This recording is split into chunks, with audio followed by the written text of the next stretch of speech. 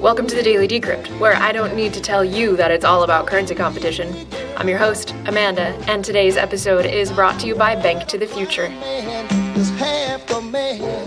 There is an undoubted mystique around anybody who can set a computer, a robot, to work mining magic internet money for them while they sleep. And there's even more mystique around someone who's something of a mining boss, someone who has incentivized other miners to pool their resources to maximize profitability. To find out more about what it means to be a mining boss, we reached out to Steven Sokolowski, who runs with his brother the mining pool ProHashing. We run a altcoin mining pool that switches between the most profitable coins in script mining. We don't actually mine Bitcoins, we mine altcoins. And so we mine about 160 or so script coins and switch between them. And what it happened all the way up until November was that we always had an overwhelming number of people who requested payouts in Bitcoins.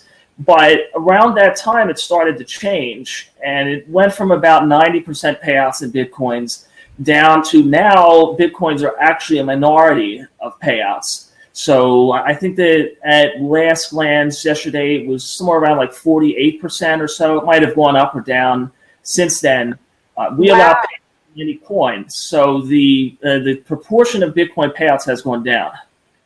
So your proportion of Bitcoin payouts to your clients went from 90% in late 2015 to today's 48%. That just happened in like 5 months?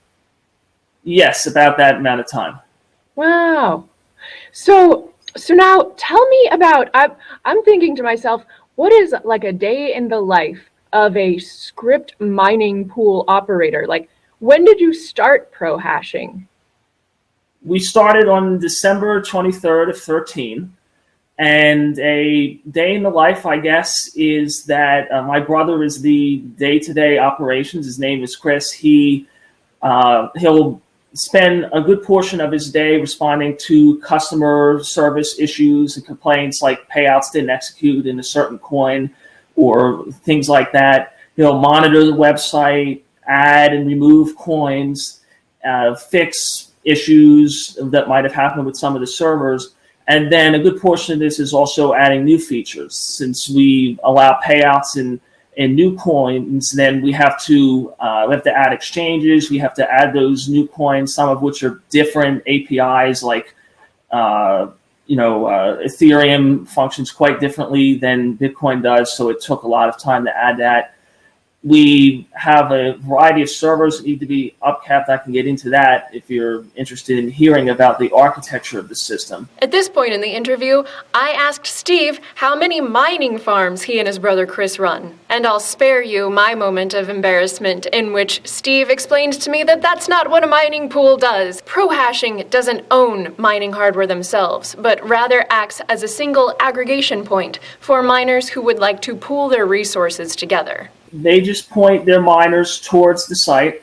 They can choose to mine a specific coin, and if so, then they take the penalty because it's not going to be the most profitable.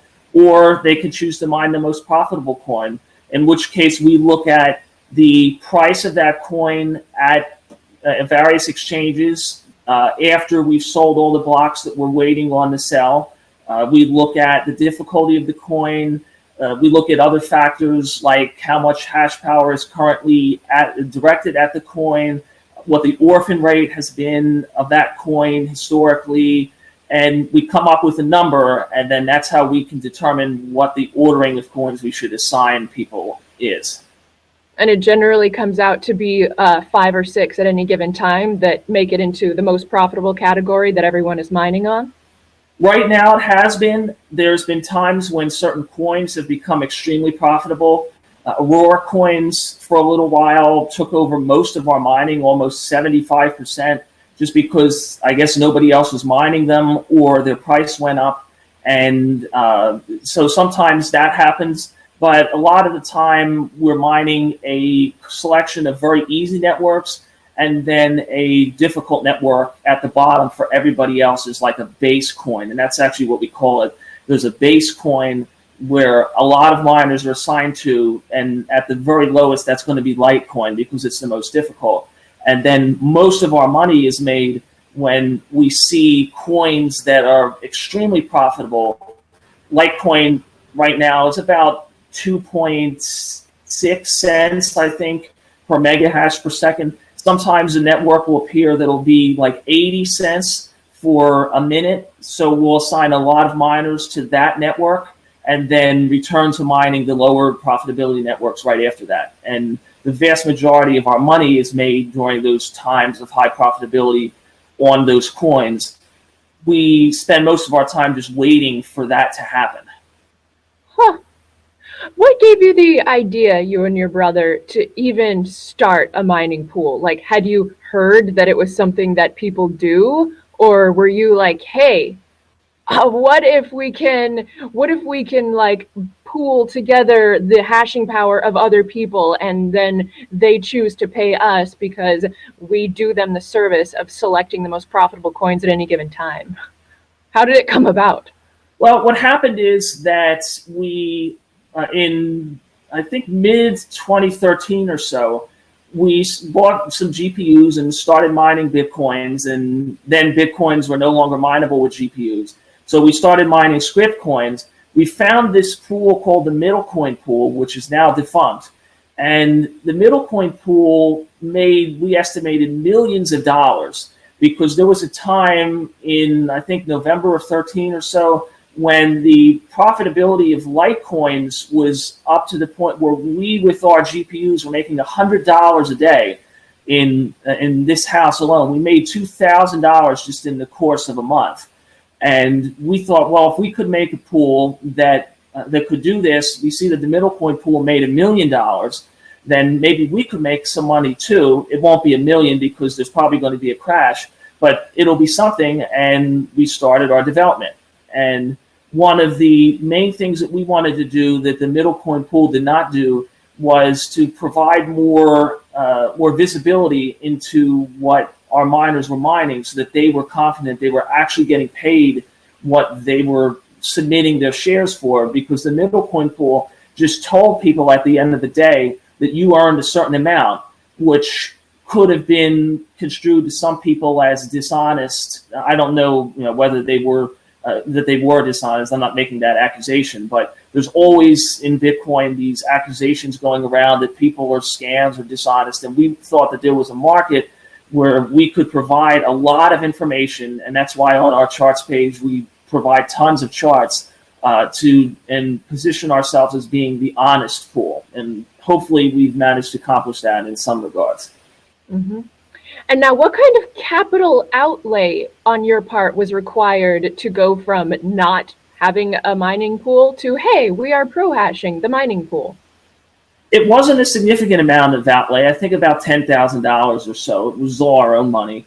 This is one of the reasons why I've commented on many forums that projects like Mike Hearn's Lighthouse may not have been as successful as they could have been, because to get involved in a programming company, the most important thing is just to start with the talent. The servers are pretty inexpensive. What was Mike Hearn's Lighthouse precisely? It was a crowdfunding system where, using Bitcoin, where you could support new projects and other things.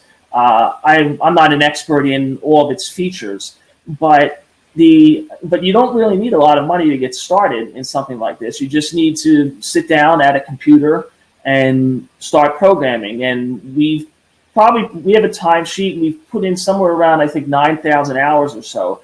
So the 9,000 hours is significantly more than the $10,000 that we put in the beginning. Mm-hmm. And so pro-hashing is the full-time venture of you and your brother. It's not, or is this like a 5 hours a week kind of maintenance thing? Oh, no, it's not 5 hours a week. I work at another position right now because the business does not have enough miners yet to be able to support both of us. Chris works full-time on this, but between my two jobs, I usually work 70 hours a week. and I would say that he probably works 50 or 60 hours. So we're not talking about 5; it's more like 130 or so. Hmm. And so, does it seem feasible to you that with more time and development, that pro hashing will be able to support both of you? I would hope so. I mean, it's hard to make projections, but we're certainly aiming towards that. Hmm. And now, the capital outlay in the beginning when y'all started up, which was about $10,000 worth, you said. What precisely did that go into? I guess you need to run a full node, at least one full node for each of the coins that you mine. And what else did you need to have? Yes. So I can actually send you an image if you're interested to see some of the servers that we have. Definitely. We right now have 4 servers, and there's 2 that are dedicated entirely to daemons. We found that the best use of our money is not to go and buy expensive hardware from Dell and places like that. Instead, to just go and buy used components from a cheap store like Micro Center, which is a computer store that's known for selling very cheap equipment. Put together standard computers that you could buy as a desktop, and then just install daemons on many of these, because we have about 160, as I said, daemons installed. They're split across many of these machines, and the daemons are very parallelizable, so we can all we need to do to put more daemons on is we could just buy more CPU cores and more memory and more resources. And so that means if you ever wanted to support more networks, that's a very easy thing. It doesn't require any more code. We just buy more computers and throw money at it. Will you tell me like what a daemon is? A daemon is a program that connects to a coin network. In each coin network will provide its own code, like the Bitcoin Core daemon is a type of daemon. There's a Litecoin daemon, a Nova Coin daemon, and any number of other daemons. And they all do the same basic thing, which is to relay blocks, allow you to mine blocks, and so on. All right. So tapping the wisdom of Steve, if someone were thinking, hey, that's hella cool what Steve does, I want to start a mining pool of some kind, what would you say would be like the 3 most valuable things that you have learned, or the 3 most valuable pieces of advice you could have for how to be like Steve and Chris? Okay, 3 things. I would say that, well, first of all, you need to have a lot of time, and you can't expect that you're just going to set something up in a few hours and start making a ton of money. There's a lot of free pool software out there, but the free software is not going to be sufficient. It's not programmed well enough to be able to, to scale to that level and to provide the features that would compete with a lot of the other pools that are out there. I would say that the money is probably not that much of an issue. You don't need to spend the amount of money that we did. That most of that money came after we had already earned some money, so it's not like you just have to come up with a large amount of money and just start out with that. And the third thing is that you need to provide something that is unique to pools. We thought that our uniqueness lie in being more honest, trying to be as honest as possible, to provide a lot of data, and to be as profitable as possible. There's other pools that try to rely on simplicity, or maybe they try to do one coin. But if you don't have anything unique about your pool and you just install off-the-shelf software, you might make a few bucks, but it's going to take a lot more time than it's worth. Excellent. Well, Steve, thanks so much for your time. So you're prohashing.com, and then you blog occasionally. Is it forum or forums.prohashing.com? Forum.prohashing.com. I try to make a post every week or so. The next post I'm going to make is about Ethereum and what makes it different than Bitcoin and why people are so enthused about it. And I hope that you'll come and take a look at it. Excellent. Excellent. Well, thanks for your time, Steve, and you have yourself a good day. Thank you. You too. Today's episode is brought to you by Bank to the Future, the online investment platform that invests in the future of finance. One of Bank to the Future's investments was Indian payments company UnoCoin, and below you can find a video link that explains the impact they've had with Bitcoin in India. More information can be found at banktothefuture.com. And my AMA, my Ask Me Anything, is tomorrow, or today, or last year, really, depending on when you watch this. March the 26th at reddit.com/r/thedailydecrypt. I'm going to tell you not only what 3 things I traded for 3 Bitcoins in December 2013, and not only what 3 crypto outlets I wrote for before starting the Daily Decrypt, but also I will tell you how I first heard of Bitcoin and who it was who called me up and asked me if I had heard the good word of currency competition. All of that awaits you tomorrow, March 26th. Drop by at any time. See you then. Pool mining, or contract mining, is when you pay somebody else to run and maintain cryptocurrency mining hardware on your behalf. To tell us more about how to navigate the exciting seas of contract mining and avoid the scams at the same time, I've reached out to Charlie, who is a researcher and writer at CryptoCompare. You can go and buy a share in their mining operations and hopefully earn a little bit of a profit.